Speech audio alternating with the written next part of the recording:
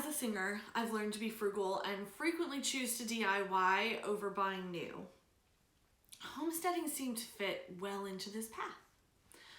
I made a lot of homesteading mistakes trying to get my homestead working for me.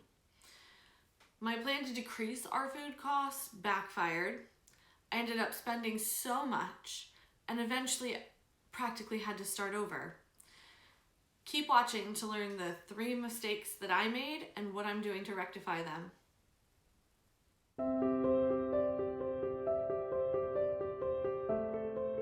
Hi, I'm Stacey Menton from SingingMamasHomestead.com, where we provide information to singers and professional voice users who are interested in improving their vocal wellness through exploration of whole body wellness.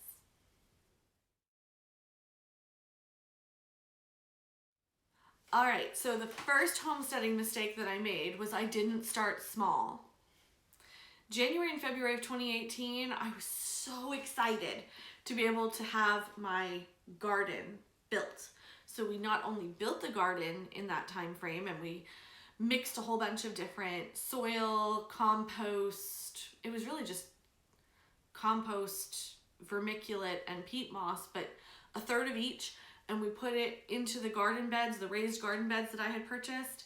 And I was so excited. These were going to be excellent. And then I even got piping to be able to create the square foot, because my plan was square foot gardening in 2 2x8 cedar plank raised garden beds. All right, so the first sign of failure was when I tried to transplant the seedlings that I had been growing inside for probably about 6 weeks. I probably did it a little bit too early, as I discovered, but I'm in North Florida, so we're in region 9, I think it's 9B. I might be wrong about that. But anyway, the region that I'm in says that the last frost is usually March 17th.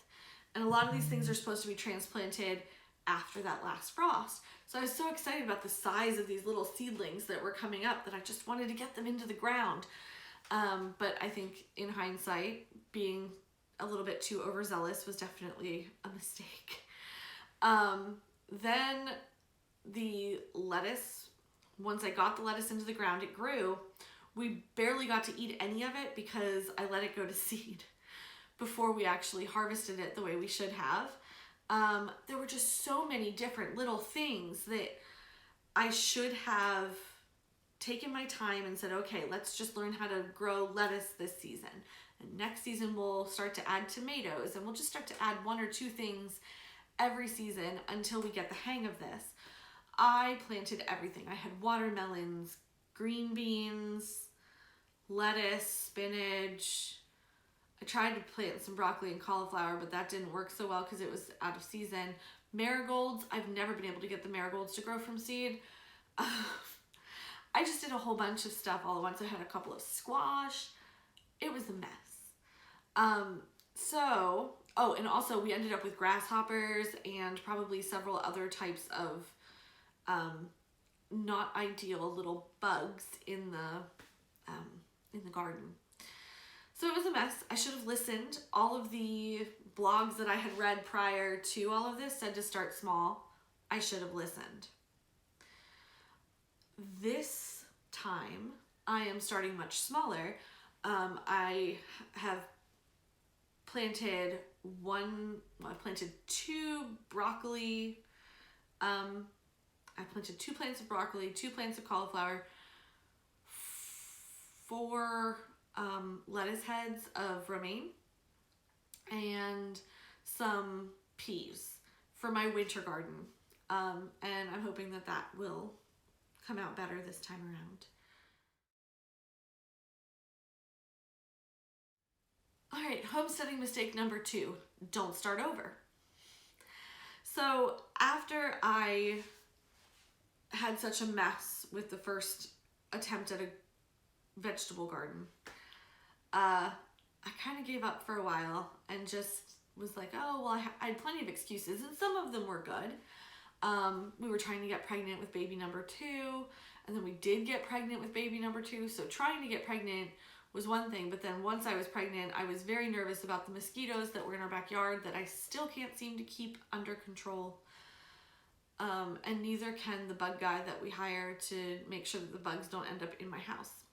So I'm not really sure about that, but I didn't start over, and I kept finding excuses not to. So I'm finally starting over and trying to make right what I did wrong. At some point, my husband would, sometimes go out and weed the garden if it got too unruly, but then it just sat there. It sat there forever. And then we missed the spring planting season last year because spring planting here in Florida, North Florida, starts in February, inside or in a greenhouse, and then we start planting plants usually sometime like a couple weeks before or after mid-March. The Ides of March. March 17th would be a good day to plant, maybe this year. So anyway, starting over is a big thing.